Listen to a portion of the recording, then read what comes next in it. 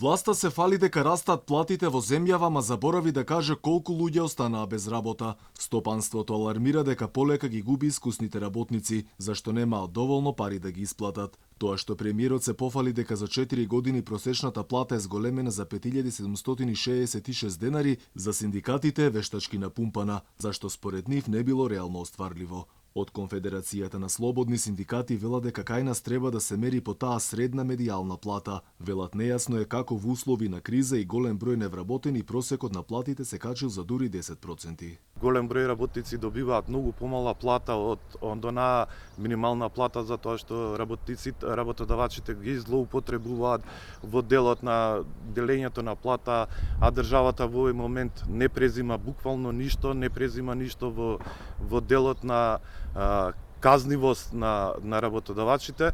Мислам дека овие цифри и оваа бројка на минимална плата, на просечна плата, на медијална плата се некако, просечната плата е некако напумпана, но ако земеме да судиме, мислиме дека според нашите анализи медијалната плата не би се зголемила, не би го прешла прагот повеќе од 20.000 денари. Стопанството алармира дека моментот за раст на платите сега не е погоден, зашто македонската економија е кршлива. Приватниот сектор се бори со недостаток на квалификувана работна сила, а наглава им тежи и сивата економија. Потоа проблем е одржување на ликвидноста во споредба со политички превирања.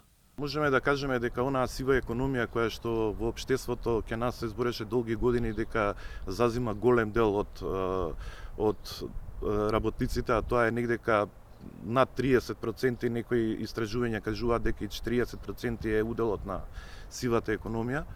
90% од тие работници во сивата економија го изгубија своето работно место. Пред се можеме да кажеме тука дека преовладува угостителството и туризмот. И мораме да кажеме за жал дека според анализите на нашиот синдикат за угостителство и туризам, многу голем дел од тие работници веќе ја напуштаат државата и можно е Македонија во иднина и да остане без таков тип на работници.